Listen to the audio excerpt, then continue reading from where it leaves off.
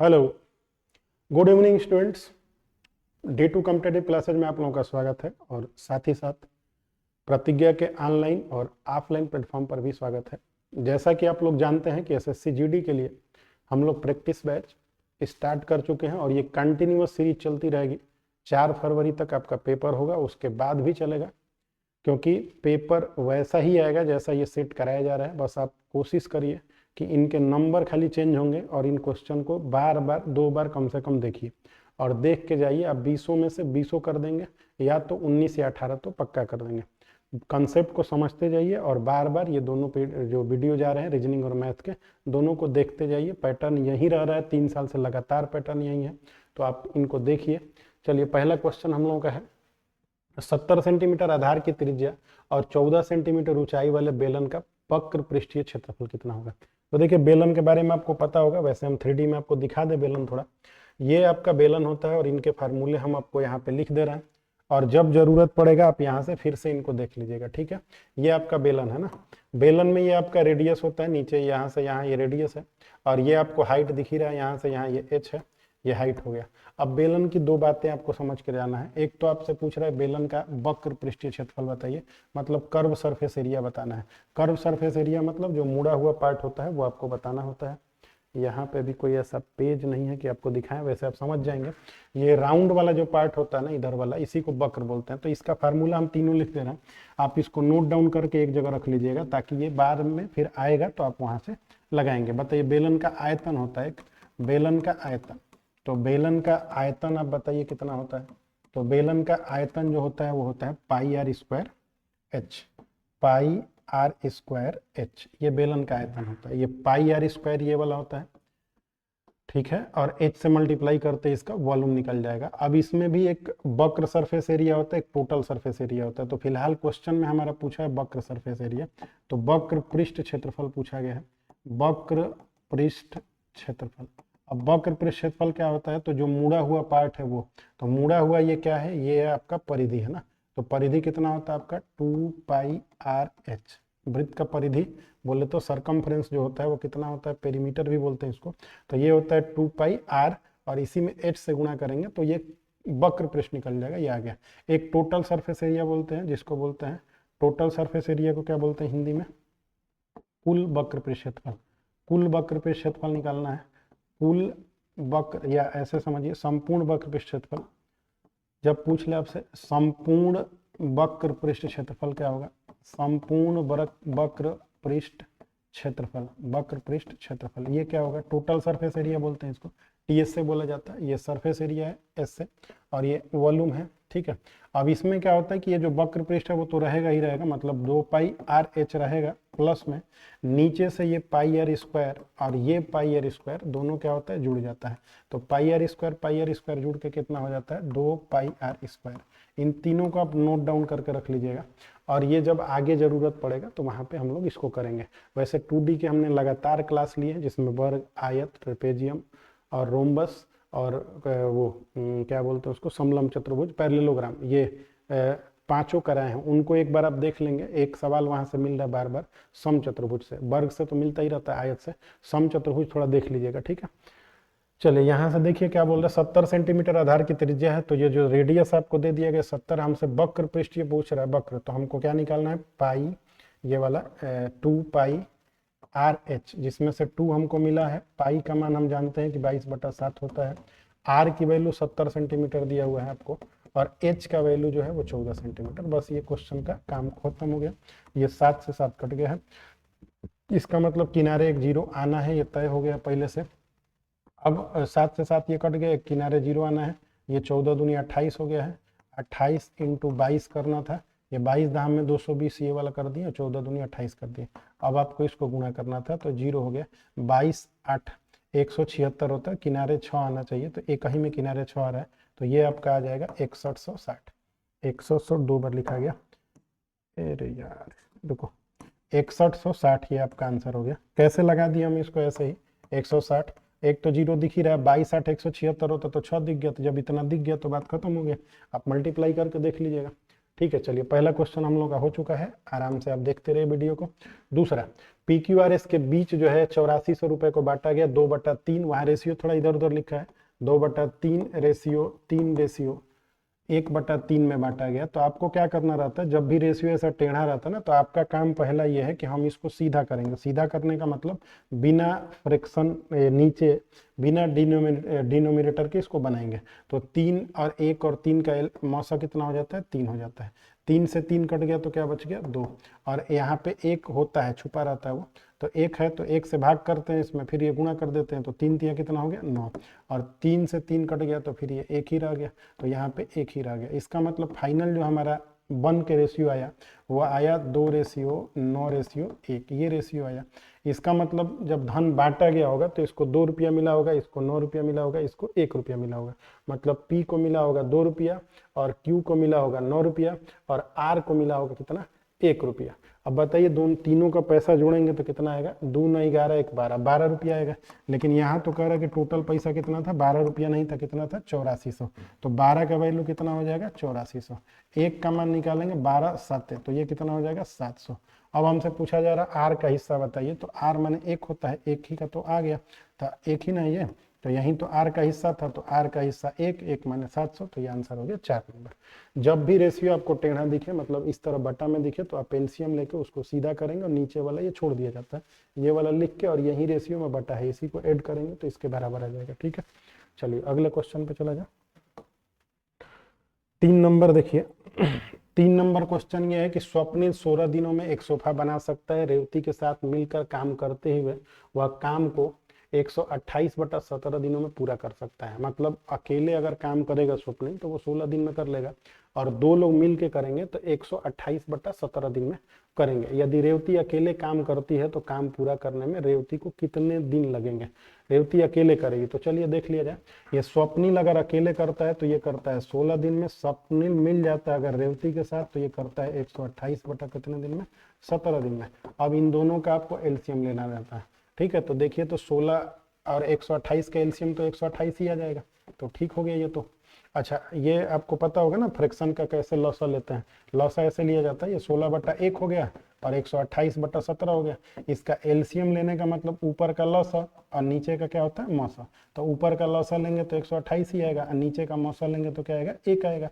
अगर ये बात आपको नहीं समझ में आता है तो एक कैलकुलेशन बूस्टर सीरीज चलाए थे जब शुरू में, जब लैपटॉप से पढ़ाते थे, तो उसमें आपको लॉसा मौसा के 2 वीडियो होंगे। पहला पार्ट देख लेंगे तो उसमें काम हो जाएगा। पहले पार्ट में हमने 4 टाइप का लॉसा मौसा सिखाया है, बटा में भी, जो फ्रैक्शन में, पॉइंट में सिखाया है, पावर में सिखाया और अलजेब्रिक सिखाया है। वो दोनों तीनों को देख के सीखिए, ये बेस होना चाहिए मैथ का, ये बेस है। अगर ये सब नहीं आता तो फिर आप मैथ कैसे करेंगे। तो वो बेसिक आप देख लीजिएगा, मैथ कैलकुलेशन बूस्टर सीरीज उसी में होगा, प्लेलिस्ट में जाके। ठीक है, आइए इसका तो एलसीएम आ गया है। 128 को हम भाग करेंगे, 1 मिनट ये गायब हो गया, हाँ 16 से भाग करेंगे तो 16 8 128 होता है, 16 7 112, 16 8 16 8, ठीक है 16 8 128 हो जाएगा। ठीक, अब इससे भाग करिए ये वाले से, इसको डिवाइड करेंगे तो 128 भागा में 128/17, तो ये चला जाएगा ऊपर, तो ये क्या आ जाएगा, 17। ठीक है, ये समझ में आ रहा है क्या हो रहा है। 128 को आप 16 से डिवाइड करेंगे तो 16 8 128 हो जाएगा। 128 को आप 128/17 से डिवाइड करेंगे, 17 ऊपर, 128 से 128 कट जाएगा। अब देखिए स्वप्निल का अगर अकेले की क्षमता देखें तो ये 8 है, और स्वप्निल और कौन था ये, रेवती, इनको मिला के कितना आ रहा, 17। तो स्वप्निल का तो 8 था, फिर ये दोनों को कैसे जोड़ के 17 आ जा रहा भाई, तो इसका मतलब रेवती का कितना था, 9 था, यही बात है। तभी ना 8 और 9 कितना हो जाएगा, 17। तो रेवती का क्षमता 9 है, स्वप्निल का 8 है। अब ये रेवती अकेले काम करना चाहती है कि कितने दिन में करेगी, तो आप देख रहे हैं कि 128 काम है, इससे करवाना है, इससे रेवती से। तो रेवती से करने के लिए टाइम कितना लेगी, तो 128/9। अगर ये कटता है तो कटा दीजिए, और ऑप्शन आपको इसी तरह दिख रहा था, इसी को लगा दीजिए, तो आंसर है 128/9। ठीक है, चलिए आइए तब अगले क्वेश्चन पे चला जाए। 4 नंबर, यदि 72 जिल्द 720 पुस्तकों की जिल्दबंदी 22 दिनों में करते हैं तो 12 दिनों में 660 पुस्तकों की जिल्दबंदी करने के लिए कितने जिल्दसाजों की आवश्यकता होगी। आपको ये कंसेप्ट बताते हैं, जब काम समय चलता है उसमें का एक टाइप होता है M1D1, M1 D1 H1 E1 बटा में ये W1 और ये W1 कैपिटल स्मॉल, फिर M2 D2 H2 फिर E2 बटा में W2 और ये कैपिटल W2। अब ये समझिए थोड़ा इसमें क्या क्या है। M माने मैन हो गया आपका, कितने दिन में काम करता है, ये घंटा होता है और ये एफिशिएंसी होता है। ये W जो होता है वो काम को दिखाता है या मजदूरी को, वेज माने मजदूरी होता है, तो वेज या तो मजदूरी को दिखाता है या तो काम को, तो इनमें से एक मजदूरी है और एक क्या है, काम है। तो काम कितना हुआ है 720 पुस्तकों का। अब देखिए ये होना चाहिए, क्वेश्चन अगर बहुत बड़ा बनाना होगा तो ये 7 डाटा का 6 डाटा का क्वेश्चन बन सकता है, लेकिन हमारे पास तो 3 ही है। 72 जिल्दसाज मतलब जो जिल्द लगाते हैं किताबों के ऊपर कवर लगाने वाले को जिल्दसाज बोला जाता है, तो ये मैन के जगह पे आ जाएंगे, तो मैन के जगह पे आ जाएंगे 72 जिल्दसाज। बताइए 22 दिनों में, तो डी आपको दिया गया था, तो 22 दिनों में कितने बना के तैयार करते हैं 720। तो काम इन्होंने कर दिया है 720 का, तो 720 नीचे रहेगा। आगे बढ़ेंगे हम, तो पूछ रहा है कि 12 दिन में 660 कितने जिल्दसाजों की आवश्यकता होगी, कि जिल्दसाजों की आवश्यकता होगी, तो हमको हाँ ठीक है, तो यहाँ पे M2 हमको नहीं दिया हुआ है और D2 हमको दिया है कितना 12 दिन, और ये आपको दिया हुआ है काम कि अब काम आपको कितना करना है 660, ये आप लगा देंगे तो आंसर आ जाएगा। देखिए इससे कई तरह के क्वेश्चन बनाए जाते हैं, ठीक है, तो ये हमने टोटल ही फार्मूला लिख दिया है, इसमें से जो दिया हो आप उसको लिख लीजिए। ये वाला एक काम है और एक मजदूरी है। जैसे कोई बढ़ई चटाई बना लेता है तो चटाई काम है, कोई मजदूर दीवार बना लेता है 20 मीटर लंबा 30 मीटर चौड़ा, वो काम है। कोई बंदर चने खा लेते हैं, वो काम है। घोड़ा चने खा लिए, वो काम है। बंदर केले खा लिए, वो काम है। बच्चा दूध पी लिया, दूध काम है, कितने लीटर दूध पी लिया, तो ये सब काम में आते हैं। तो काम को आपको नीचे रखना है। पैसा मिला नहीं है, पैसे का बात ही नहीं हो रहा, पैसा होता तो पैसा भी यहाँ रखा जाता है। तो ये यूनिवर्सल फार्मूला है, इसमें से आप कुछ भी निकाल सकते हैं, तो ये आप नोट डाउन करके साइड में रख लीजिएगा, बार बार जरूरत पड़ेगा इसका। आ जाइए अब इसको कटा पिटा के देख लें कि कितना आता है। अब इसको कटाया जाए कि कैसे कैसे ये कटेगा, ठीक है। 660 पुस्तक तैयार किया, देखिए 72 से ये वाला 72 कटा दीजिए, ठीक है। इस जीरो से इस जीरो को कटा दीजिए। अब ये 12 और इधर 22 दिख रहा है, तो M2 का वैल्यू अपने जब निकालेंगे तब 22 गुणे 66 बटा में 12। अब क्या करना है आपको, 6 से कटा देना है, 6 दूनी 12 और 6 11 66, और 2 से कटा देना इसको तो 11, तो 11 11 कितना हो जाता है 121। तो ये आपका आंसर हो जाएगा 2 नंबर, ठीक है। चलिए अगले क्वेश्चन पे आ जाइए। 5, कर एक व्यापारी अपने सामान को क्रय मूल्य से 50% अधिक पर अंकित करता है, मतलब जितने का लेके आया होगा उससे 50% अधिक पर अंकित करता है, और 20% की देता है, मतलब छूट देता है, ठीक है, 20% की छूट देता है। छूट देने के बाद व्यापारी को कितने प्रतिशत का लाभ होगा ये आपको बताना है। तो ये बहुत आसान सा सवाल है डिस्काउंट का। अब मान लिया जाता है कि हमने खरीदा होगा उसको कितने का, 100 रुपए का, ठीक है। अगर वो आदमी 100 रुपए का खरीदा होगा तो उस पर 50% बढ़ा के अंकित करेगा। तो 50% बढ़ा के अंकित किया, इसका मतलब 150 अंकित कर दिया ना। 100 में आपको 150 बढ़ा के अंकित कर देंगे तो ये कितना हो जाएगा, 100 से 100 कट जाएगा तो 150 आएगा। तो हम सीधे ऐसे ही लिख देते हैं, 100 को 50% बढ़ाएंगे तो 150 हो जाएगा।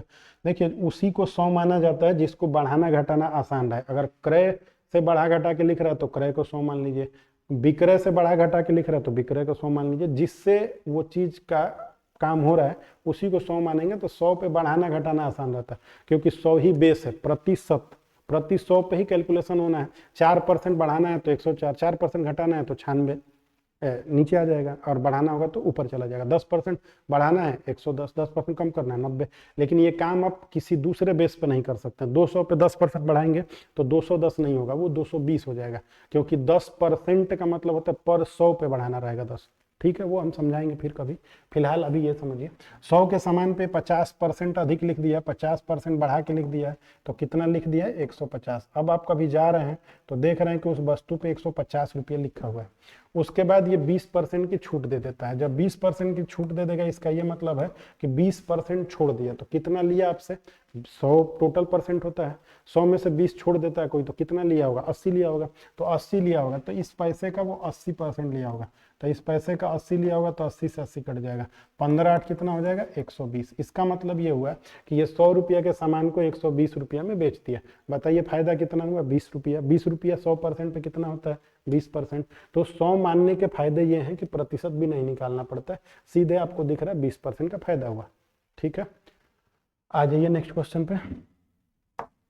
6 नंबर कह रहा 0.1 का स्क्वायर, तो 0.1 का स्क्वायर करेंगे तो 0.1 तो 1 ही होता है, लेकिन पॉइंट एक जगह पे नहीं लगेगा, दो तरफ पे लगेगा, तो यहाँ लग जाएगा। और फिर 0.1 का स्क्वायर करना है तो 2 दूनी के 4 होगा, तो लेकिन पॉइंट कितने पे लगेगा इस बार, 4 पे लगेगा। पॉइंट इस बार 4 पे लगेगा, मतलब 0 0 0 1 ऐसे 4 पे लगेगा। ये पॉइंट सामने सामने लिखा जाता है और इसको सम कर देना ना। 0.1 का ये स्क्वायर हो गया और ये नीचे वाले का स्क्वायर हो गया।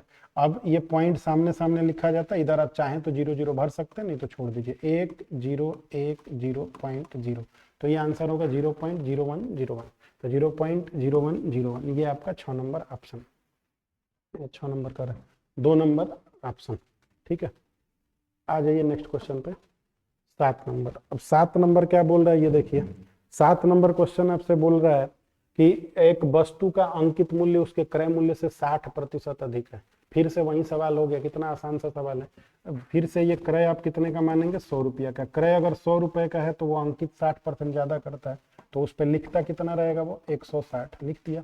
अब इस पे ये डिस्काउंट दे दिया, यदि उस वस्तु पर 20% की छूट दी जाती है तो 20 की छूट दी जाएगी, तो 80/100 हो जाएगा। 20 की छूट देते ही 16 8 128, तो ये 128 हो गया। इसका मतलब 100 का सामान 128 में बेचाया, तो कौ परसेंट का लाभ हो गया, 28% का। तो ये आपका दूसरा नंबर क्वेश्चन हो गया, 28% का फायदा हो गया। अब आ जाइए आप 8 नंबर क्वेश्चन पे।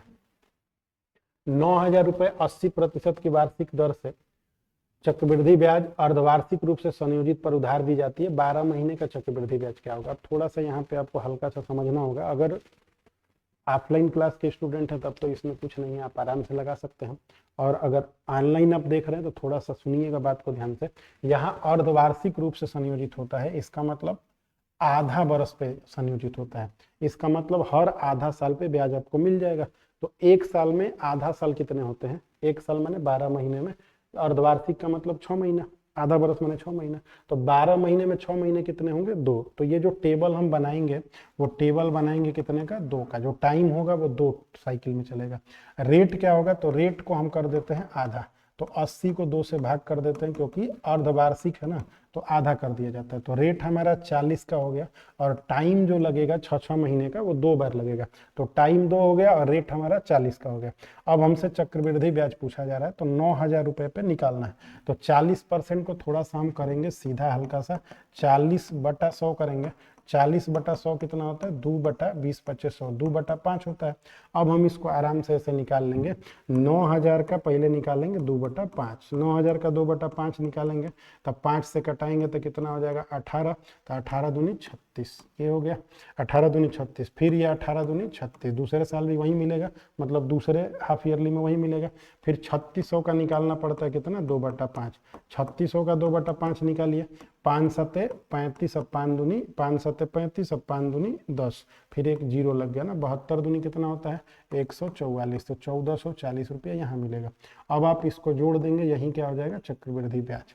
इसको जोड़ देंगे तो चक्रवृद्धि ब्याज हो जाएगा। तो 36 36 7200 ये हो गया है, 7200 ये हो गया, प्लस 1440 और आपको इसमें जोड़ देना है, तो 0468, तो 8640 रुपया ये होगा। ये टेबल अगर आपको नहीं आता होगा तो कभी, अब ये टाइम मिलने लगे हमको, ऑफलाइन क्लास में वैसे ही 7 से 2 बजे तक बिजी रहते हैं, जब खाली मिलेंगे टाइम तो ये टेबल बनाना आप लोगों को सिखा देंगे। तो आप चक्रवृद्धि ब्याज का किसी भी तरह का सवाल बिना फार्मूले के लगा सकते हैं। बिना फार्मूले के ही पूरा अर्थमेटिक पढ़ा जाता है। अगर फार्मूले से आप पढ़ रहे हैं तो फिर मुश्किल हो जाएगा पेपर निकालना। ठीक है, आ जाइए 8 नंबर के बाद अगले 9 पे।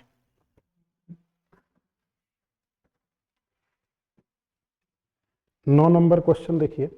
9 नंबर क्वेश्चन बोल रहा है आपसे ये कि किसी धनराशि पर 5 वर्षों के लिए प्राप्त साधारण ब्याज उस धनराशि का 2/5 है, तो फिर वार्षिक ब्याज दर बताइए। तो बहुत आसान सा सवाल है, धनराशि का ही 2/5 है, तो अगर धनराशि 1 होगा तो 1 का 2/5 2/5 ही होता है।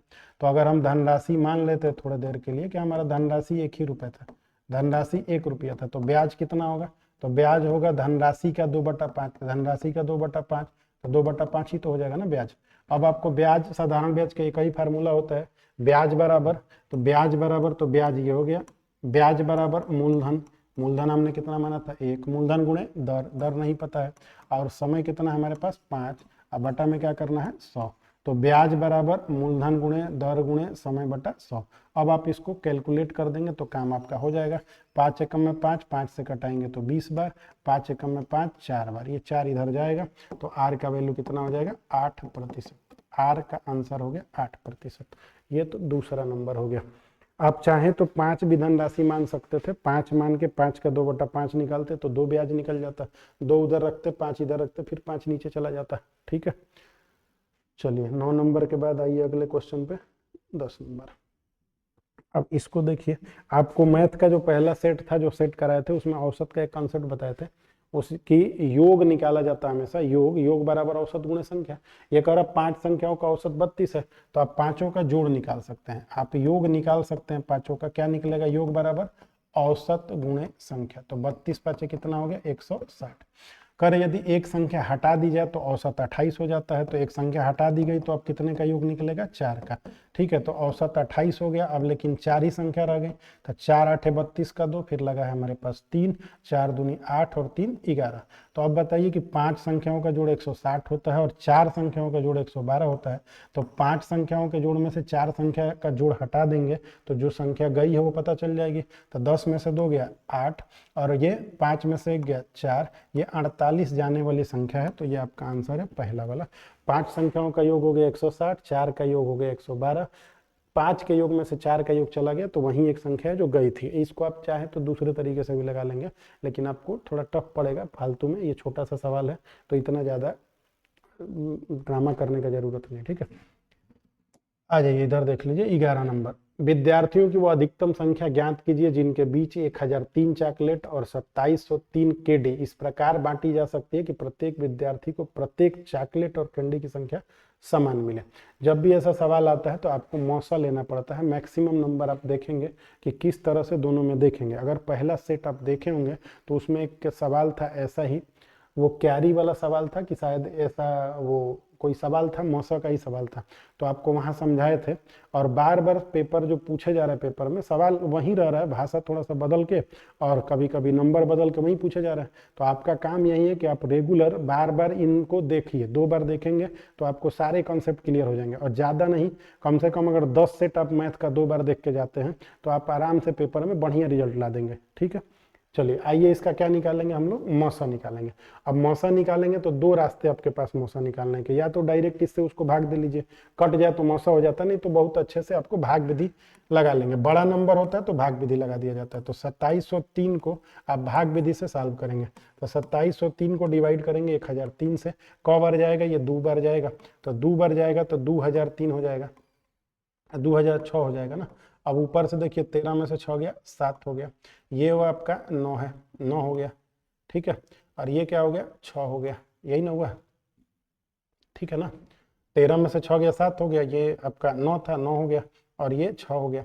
अब इससे भाग देना है 1003 को, तो एक बार जाएगा, तो एक बार जाएगा तो 697 हो जाएगा, तो 13 में से 7 गया 6 हो जाएगा, ये 9 में से 9 गया 0 हो जाएगा, ऊपर ये क्या है 9 में से 6 गया 3 हो जाएगा। अब इसको भाग दे लीजिए, किसको, इससे भाग देते इसको 697 को, ये फिर से 2 बार जाएगा, 2 बार लेके जाएंगे तो 3 दूनी 612 हो जाएगा। अब इधर से घटाएंगे 9 में से 7 में से 2 तो 5 हो जाएगा, और 9 में से 1 तो 85, 85 को फिर 306 को भाग दिया जाता है, 85 तो 8 3 के 24, 8 चौके 32 ज़्यादा हो जाएगा, 8 3 के 24 तो 240 हो जाएगा, 3 5 15 का 5, 1 लगा है, 3 8 24 और 1 25, कितना बच गया 6 में से 5 गया 1 बच गया, और 10 में से 5 गया 5 बच गया। तो 51 को फिर भाग देना रहता है 85 से, तब 85 से भाग देंगे तो कितनी बार जाएगा, थोड़ा सा रुकिए, इसको हमको इधर पकड़ के ला लेने दीजिए।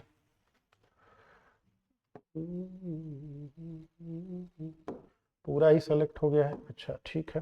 देखिए अब इस 51 को आप 17 से भाग करेंगे तो कितना बार जाएगा, एक ही बार जाएगा ना, तो इसको ना हो तो हम इधर कर दे रहे हैं। वैसे क्लियर हो चुका है कि 17 इसका आंसर आएगा, क्योंकि 51 आ गया ना, 51 आ गया तो काम हो गया। यहाँ का वैल्यू कितना आया था 51, तो 51 से हम फिर भाग देते हैं किससे 85 में, 85 से एक बार भाग देंगे तो 51 आ जाएगा। 5 में से 1 गया 4, 5 में से 1 गया 4, ये क्या है 8 में से 8 में से 5 गया 3, तो 34 को फिर 51 से भाग देंगे तो फिर एक बार जाएगा तो 34 हो जाएगा। तो 11 में से 4 गया, बहुत खतरनाक हो गया। 11 में से 4 गया 7 हो गया है, 4 में से तो ये 17, तो 17 दूनी कितना हो गया 34। ठीक है, तो ये कट गया, इसका मतलब इसका मौसा कितना आ रहा है 17। तो 17 इसका मौसा है, तो 17 इसका आंसर हो जाएगा। ठीक है, ये भाग विधि, आपको भाग विधि आता होगा तो भाग विधि से लगाना पड़ेगा, नहीं तो डायरेक्ट इसको भाग दे दीजिए, 17 से कट जाएगा जो, वही आंसर हो जाएगा। तो 3-4 बार या तो आंसर चेक करना पड़ेगा या तो भाग विधि से भाग देना पड़ेगा। भाग विधि आपको आता होगा, नहीं तो हम भाग विधि फिर बताएंगे। सारी क्लासेज जब लगातार चलेंगी, आप लोग कोशिश करिए कि ज़्यादा से ज़्यादा वीडियो को शेयर करिए और लोग ज़्यादा से ज़्यादा जुड़ें ताकि क्लासेज डेली लेने में और मजा आए। ठीक है, आइए ये देखिए क्या कर रहा है। 2 नोटबुक और 6 पेन का मूल्य कितना है 3000 रुपये। उतने ही पैसों में एक व्यक्ति 1 नोटबुक और 12 पेन खरीदता है, उतने ही पैसों में खरीदता है। यदि राजू 15 पेन खरीदना चाहता है तो उससे कितना भुगतान करना होगा। 3 नोटबुक और 6 पेन 3000 में खरीद के ला के लेके आया है, और ये कह रहा है कि एक व्यक्ति जो है उतने ही पैसों में एक व्यक्ति 1 नोटबुक और 12 खरीद के लेके आया है, कितना उतने ही पैसों में। तो थोड़ा इधर देखिए, 3 नोटबुक ना, 3 गो नोटबुक और प्लस 6 पेन ये खरीद के ला दिया है 3000 में, और एक व्यक्ति गया है तो 3000 में और लेके आ गया है 1 नोटबुक और कितना लेके आ गया था 12 पेन लेके आ गया था, 12 पेन लेके आ गया उतने ही पैसों में, मतलब 3000 में। तो अब ये 2 आपके पास इक्वेशन मिल गए, आप इनमें से एक को कटा दीजिए, और राजू 15 पेन खरीदना चाहता है तो आराम से निकाल लेंगे। अब एक ही नोटबुक है यहाँ पे लिखा है, तो या तो आप इसमें 2 से गुणा करिए ताकि 12 से 12 कट जाए तो आपको मिल जाए पेन वाला, नोटबुक वाला। तो एक काम करिए, क्या राजू खरीदना चाहता है पेन, तो कहीं भी इसको या तो बराबर कर लीजिए तो उसको बराबर कर लीजिए। तो एक काम करते हैं, हम इसी को बराबर कर लेते हैं, इसी में 3 से गुणा कर दे ताकि पेन का वैल्यू आ जाए। तो इसमें हम कर देंगे 3 से गुणा, तो क्या हो जाएगा ये वाला इक्वेशन हो जाएगा 3n प्लस 12 तिया 36p और बराबर 3 से इधर भी होगा ना तो 9000, ये टोटल हो गया। ये वाला इक्वेशन आपके पास था 3n प्लस 6p बराबर 3000। अब क्या करना, इसमें से इसको घटा देना, इसको जैसे ही घटाएंगे तो ये माइनस ये कट जाएगा। 36p में से 6p गया, कितना जाएगा 30p, तो 30p हो गया, ये हो जाएगा 6000 हो गया ना। अब p का मान अगर निकालेंगे तो 0 से 0 कट जाएगा, और 3 दूनी 6, तो एक पेन कितने का पड़ रहा होगा 200 का। राजू कितना पेन खरीदना चाहता है 15 पेन खरीदना चाहता है, तो आंसर आपका होगा 15 गुणे 200, तो कितना लगेगा इसका 3000, तो इसका भी 3000 खर्चा हो जाएगा। ठीक है, नेक्स्ट क्वेश्चन पे चला जाए। चलिए 13 नंबर, यदि 6 पेन का क्रय मूल्य 5 पेन के विक्रय मूल्य के समान है तो लाभ या हानि परसेंट बताइए। बहुत ही आसान सा सवाल है। 6 पेन का क्या क्रय, तो 6 पेन का क्रय बराबर ही है कितने के 5 पेन के विक्रय के, तो 5 पेन के विक्रय के बराबर है। तो 6 पेन का क्रय 5 पेन के विक्रय के बराबर है, तो कुछ नहीं करना होता है, क्रय को यहीं रहने दीजिए और उधर से भी विक्रय को लेके चले आइए नीचे इसके, तो विक्रय इसके नीचे आ गया। अब ये बराबर हो गया, ये 5 को यहीं रहने दीजिए, 6 इधर से जा रहा है तो नीचे चला गया। अब आपको सामने देखना है कि आपने खरीदा था कोई सामान 5 रुपये का और बेच दिया क रुपये में 6 रुपये में, तो आपने फायदा तो कमा लिया, क रुपये कमा लिया, 1 रुपया कमा लिया। किस पे कमा लिया, फायदा या घाटा हमेशा किस पे होता है क्रय पे होता है, तो बटा में क्या रखना रहेगा 5, तो लाभ हो गया। इसको लाभ प्रतिशत कितना हो गया 1/5, जैसे ही 100 से गुणा करेंगे लाभ परसेंट निकल जाएगा, तो आंसर क्या हो जाएगा 20% लाभ। तो लाभ हुआ है, हानि नहीं हुआ है। ठीक है, तो 20% का लाभ आप आंसर बोलेंगे। क्लियर है, चलिए नेक्स्ट क्वेश्चन पे चला जाए। 14 नंबर, 32 से पहले की सभी अभाज्य संख्याओं का औसत कितना होगा। तो 32 से पहले की जितनी अभाज्य संख्या उसका औसत बताना है। अब अभाज्य संख्या का भी ट्रिक आपको बताते हैं, अगर नंबर सिस्टम पढ़े होंगे तो, कि अभाज्य संख्या पहले 10 में 4 होती है, फिर 11 से 20 में भी 4 ही होती हैं, और जब 21 से 30 में चलते हैं तो वहाँ 2 होती है। इसका मतलब कुल इसमें आने वाली 31 पर जाएंगे तो एक वहाँ मिल जाएगी, तो 4 4 8 2 10 1 11 अभाज्य संख्याएं आएंगी। 11 अभाज्य संख्या आएंगी, तो आपको देखना है कौन कौन सी वो होती हैं, क्योंकि इसका कोई ट्रिक नहीं है ना, आपको जानना पड़ेगा। वही जो ट्रिक बता रहे हैं वो वाला होगा। तो एक अंदाज हम लोगों को मिल गया, तो 2 है अभाज्य संख्या, फिर 3 है, फिर 5 है, फिर 7 है। ठीक है, कहाँ तक मिल गया 7। फिर आप इसके आगे जाएंगे तो आपको 9 वाला नहीं मिलेगा, 11 मिलेगा, फिर कौन मिलेगा 13 मिलेगा, फिर कौन मिलेगा 17, फिर कौन मिलेगा 19, फिर कौन मिलेगा, आगे जाएंगे तो 23 ना, फिर कौन मिलेगा 29, फिर कौन मिलेगा 31, इतना मिलेंगे। और डिवाइड करना पड़ेगा आपको कौन से 11 से, क्योंकि ये 11 है। 2 2 4 2 6 2 8 2 10 1 11, ये हम आपको बताए हैं ट्रिक से कैसे आता है। अब ये थोड़ा सा देख लीजिए, बाद में देखा जाएगा क्या होता है ये सब। 2 3 कितना हुआ 5 और 5 10, 10 और 7 17, 17 और 10 आप जोड़ दीजिए, 17 10 27 और 1 28, 28 और 3 31, 31 और 10 41, 41 हो गया। यहाँ पे 41 और 7 जोड़ेंगे, 41 7 48, 41 और 7 कितना हो जाएगा 48, 48 और 10 58। तो यहाँ तक का जोड़ हमने अभी 58 जोड़ दिया है, ठीक है। तो यहाँ तक 58 हो गया है। प्लस अब थोड़ा इधर एक साथ जोड़ दें, तो इसको देखिए ये वाले को, तो 31 और 9 40 और 10 50, तो 50 ये हो गया है। अब बीच में ये थोड़ा जोड़ दीजिए, 9 3 12 का 2 हो गया, और फिर कितना लगा 1, तो 2 2 4 1 5, तो ये हो गया 52 आपका ना, 52 हो गया। अब इनको फिर से जोड़ दीजिए। अब भाग इससे में किससे करना है 11 से, हमने 60 कर दिया इसको समझने के लिए। ये देखिए कितना हो गया 50 50 100 और ये 10, तो 110 हो गया। 110 50, 160 को डिवाइड करना किससे 11 से, 11 कम में 11, सारा एक ही से शुरू है। 11 कम में 11 कितना बचा है आपका 5, तभी ना 16 होता है। तब 5 11 चौके 44, 50 था, तो ये हो गया 14.54, तो ये आपका आंसर हो जाएगा। 11 कम में 11, 5 बचा है, तो 11 चौके 44, तो ये हो गया 14.54। आ जाइए अब अगले क्वेश्चन पे। दो संख्याओं का गुणनफल 720 है और उनका महत्तम समापवर्तक 4 है। इन संख्याओं का लघुत्तम समापवर्तक कितना होगा? तो आसान सा सवाल है। एक और बात आपको बताते हैं, जब लॉसर को पढ़ाते हैं तो कभी भी आप संख्या मानिए तो मौसा सहित मानिए, क्योंकि बिना मौसा की संख्या होती ही नहीं है। संख्याओं का ही मौसा निकाला जाता है, तो संख्या में मौसा छुपी रहती है। तो कभी भी आपको मौसा दिया गया रहे तो आप कैसे निकालेंगे? मौसा संख्या सहित ही निकालना पड़ेगा आपको ना, मौसा सहित ही संख्या निकालेंगे। तो हम मान लेंगे कि एक संख्या हमारी 4x है और एक संख्या हमारी 4y है, ठीक है। दो संख्याएं, उनका महत्तम समापवर्तक 4 है, उनका गुणनफल दिया हुआ है, तो एक संख्या ये है, दूसरी संख्या ये है, ठीक है। ये वाला आपको मिल गया।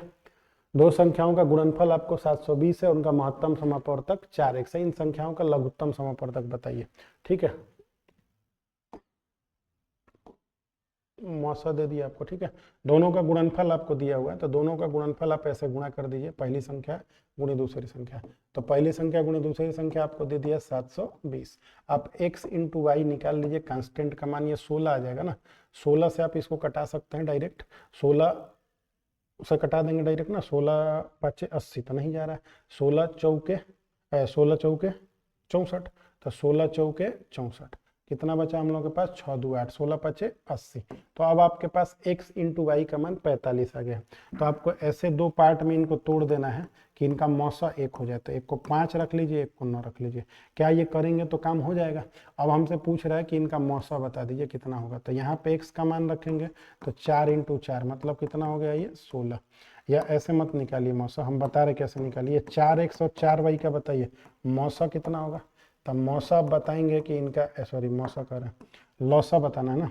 तो 4x और 4y का लौसा कितना होगा? तो लौसा इसका होगा, दोनों में मिल रहा है 4 और xy, तो लौसा इनका होगा 4xy। 4 यहाँ रख दीजिए, x के जगह पे 5 रख दीजिए और यहाँ पे 9। अब ये 4 5 20 हो गया, 20 9 180, तो 180 इनका क्या हो जाएगा? लौसा हो जाएगा। तो लौसा 180 हो गया, तो ये आपका आंसर है। इनका लघुत्तम समापवर्तक 180 है, मल्टीप्लीकेशन 720 है, और संख्या अगर पूछ लिया होता तो यहीं पे गुणा कर देते, तो 5 चौके 20 हो जाता है और 9 चौके 36 हो जाता, ठीक है। चलिए नेक्स्ट क्वेश्चन पे आ जाइए, 16 नंबर। आइए देखा जाए 16 नंबर क्या बोल रहा है। 16 नंबर क्वेश्चन आपके पास है, बोल रहा है कि एक गोले की त्रिज्या में 50% की वृद्धि की जाती है, गोले के आयतन में कितने % की वृद्धि होगी? आयतन मतलब 3 बार, 3 डायमेंशन होता है आयतन का मतलब। अब ये देखिए आपको ये बताए हैं बहुत आसानी से। 50% का वैल्यू क्या होता है? 50% माने 50% माने होता है 50/100, मतलब 1/2। अब इसको समझिएगा ध्यान से। कोई चीज अगर 1/2 थी तो 2 से 1 बढ़ा दिया गया था, तो 2 से 1 बढ़ा दिया गया तो कितना हो गया? वो 3/2।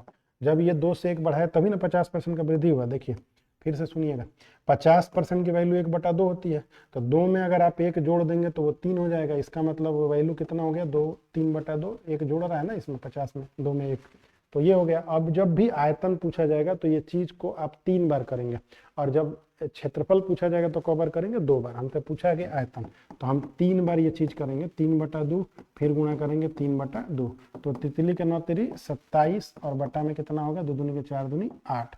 अब जो आयतन पहले 8 था वो 8 से बढ़ के कितना हो गया, 27। तो बताइए कितने का वृद्धि हुआ। तो आप देखेंगे तो 19 का वृद्धि हो गया ना, 19 और 8 जोड़ेंगे तो 27, वो किससे वृद्धि हुआ, 8 से। गुणे कितना करेंगे, 100। तो इसका आंसर आ जाएगा 1900 बटा में 8। 1900 बटा में 8% इसका आंसर आएगा।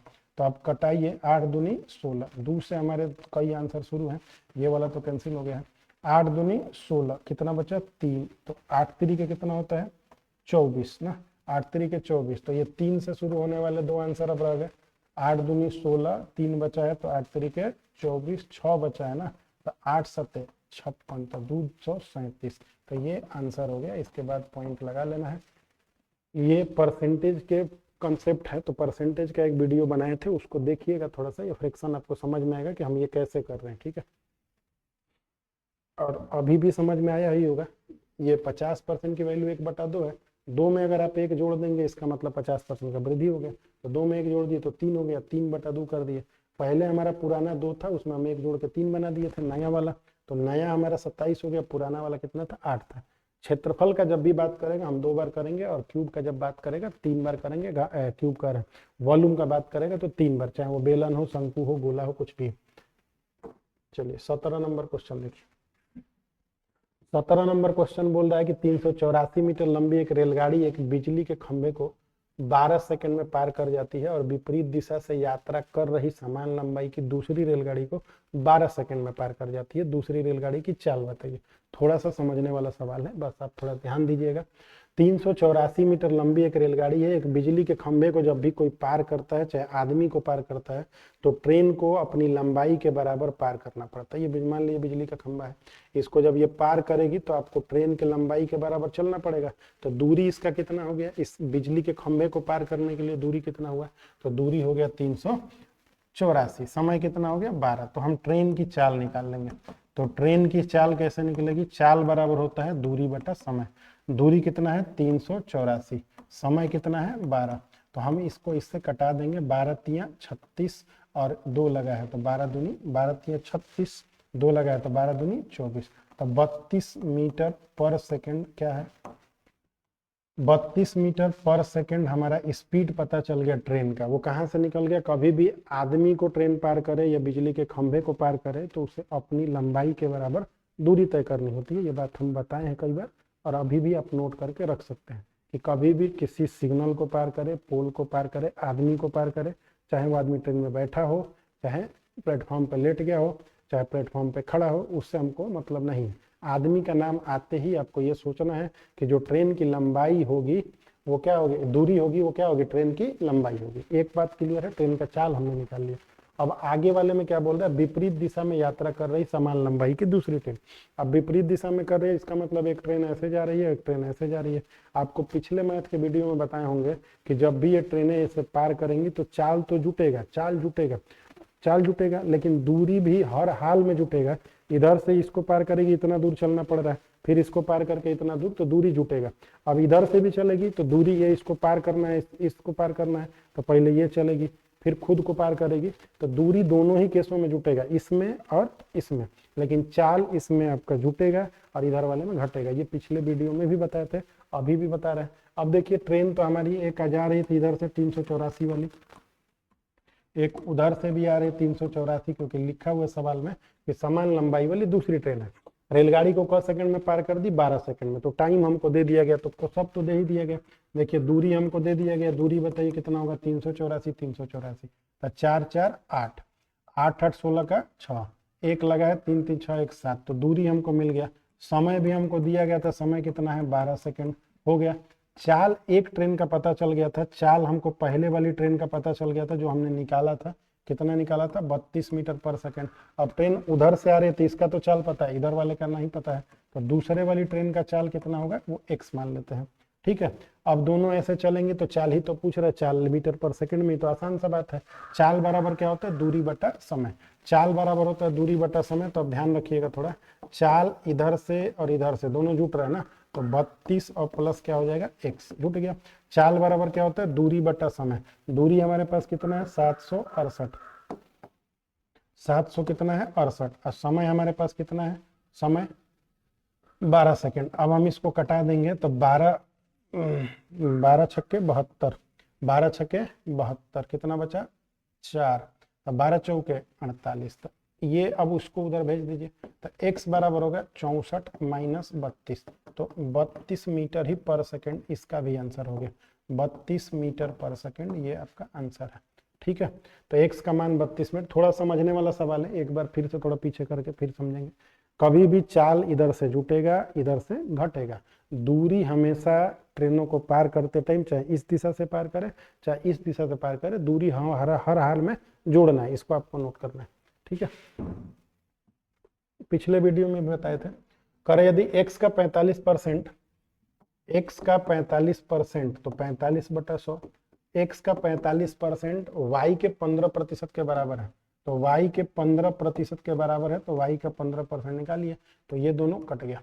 अब इधर से 15 कम है 15, 15 दिया 45, तो x बटा y देखेंगे, अगर आप x बटा y खींच के इधर लाए हैं, एक वहीं पे रहा है, 3 इधर से जा रहा है तो नीचे जाएगा, तो 1:3 हो जाएगा। x रेशियो y का मान 1:3, x रेशियो y 1:3। 18 नंबर सवाल काफी आसान था। आ जाइए 19 नंबर पे। 19 नंबर क्वेश्चन को देखा जाए कि 19 नंबर क्वेश्चन क्या बोल रहा है। कह रहा है एक मेज का विक्रय मूल्य 6875 रुपया है, यदि लाभ प्रतिशत जो है 25% है, तो मेज का क्रय मूल्य कितना है। देखिए थोड़ा सा आपको समझना है।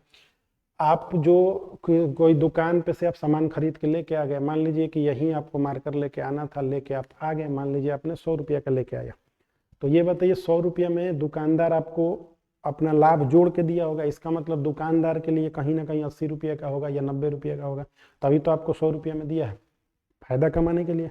इसका ये मतलब है कि उसको फायदा हो रहा है, उसको फायदा हो रहा है, तो बेच दिया है आपको 6875 में, तो कहीं ना कहीं उसका हो सकता है कि 75 रुपया फायदा जुटा हो, उसका हो फायदा, तभी तो आपको 6875 रुपये में दे रहा है। 6800 का होगा उसका सामान, तभी 6875 दे रहा है, लेकिन दे के कह रहा है कि हमको 25% का लाभ हो गया। इसका ये मतलब होता है कि उसका लाभ इसी में छुपा है, 75 रुपये इसी में छुपा है, तो 25% भी इसी में छुपा है। इसका मतलब ये 125 का मान है, 25% लाभ हो रहा है, तो 125% की वैल्यू आपको दे दिया गया है 6875। अब आपको 1% का वैल्यू निकाल लेना है, तो 6875 बटा में कितना हो जाएगा 125। ठीक है, आप छोटा से नंबर से पहले कटा लीजिए। 25 पाँचे 125, 25 दूनी 50, 25 दूनी 50 हो गया, बचा कितना हमारे पास 18, तो 18 बचा तो 187 हो गया, तो 25 6 से 7 बार लेके जाइए, 25 7 175, 175 बचा तो 5 7, फिर 25 7 175, तो ये हो गया आपका 277 बटा कितना 5, 1% का मान हमको निकालना किसका होगा 100%, क्योंकि वही ना क्रय होगा उसके लिए। तो 277 बटा में 5 गुणे कितना करना पड़ेगा 100, 5 दूनी 10 तो 20 हो गया, एक जीरो तो रहेगा, 2 7 14 का 4, 2 से 14 15, एक लगाए, 2 दूनी के 4 1 5, 5540, तो 55 कहीं गलती कर दिया क्या, 25 से कटाए थे, 25 5 125, 25 दूनी 50, 18 बचा था यहाँ पे ना 18, तब 25 7 175, 175 बचा, 175 5 7 12, अच्छा 12 बचा था, 25 5 125, यहाँ गलती हो गई, 1 मिनट। 1% का मान निकालेंगे तो ये होगा 6875 बटा में 125, तो यहाँ थोड़ा गलती हो गया पिछली बार, 25 पाँचे 125 ना, 25 दूनी 50, तो 18 बचा था, तो 187 हुआ था, तब 25 से कवर जाएगा, 25 7 175, तो 175 हुआ था, तो 5 इधर 7 इधर, तो 12 बचा था, तो 125 हो गया था, 25 5 125, इसी को कटा दीजिए तो कट रहा था, 5 5 25 और 2 गया, तो फिर 5 5 25, एक का मान 55% आ गया, 100% का मान तो 2 जीरो बढ़ाना पड़ेगा, तब 55 पर 2 जीरो बढ़ा दिए, ये आंसर हो गया 5500 रुपये। ठीक है, 19 नंबर सवाल ये था। देखिए जब भी दुकानदार आपको बेच देता है, तो जितना का आप लेके आए उसी में उसका लाभ छुपा है, चाहे वो 10% लाभ हो चाहे 20% लाभ हो, तो आप 100 अगर 20% बोलेगा तो 120 का मान वही है जितने में बेचा गया। ठीक है, इस बात को थोड़ा ध्यान रखिए।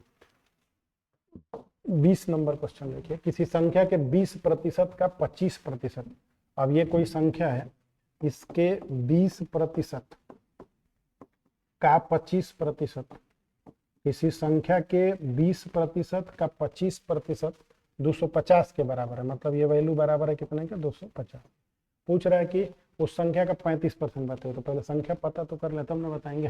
तो संख्या का 35% देखिए 25 से 25 कट गया और 0 से 0 कट गया, तो x का मान निकालेंगे तो ये दोनों पे एक 0 और ये 2 से कटा देते हैं नीचे, तो ये हो जाएगा आपका 50। तो संख्या हमारी कितनी है, 5000। अब ये बोल रहा है ना कि उस संख्या का हमको 35% बताइए, तो 35/100 कर देंगे तो आंसर हो जाएगा। तो ये हो गया आपका 0, 5 पचे 25 का 5, 2 लगा 5 15 और 2 17, 1700 कितना हो जाएगा, 50। तो ये आपका आंसर हो गया 1750। तो ये आपके 20 सवाल हो गए। 2 बार या धीरे धीरे स्पीड करके किसी भी तरह से इस पूरे सीरीज को आप देखिए और बार बार देखिए, पेपर में जाएंगे तो आपको फर्क समझ में आएगा। फिर आके कमेंट करके बताइएगा कि क्या रिजल्ट रहा आपका, क्या नहीं रहा। तो आज के लिए इतना रहने दिया जाए, धन्यवाद।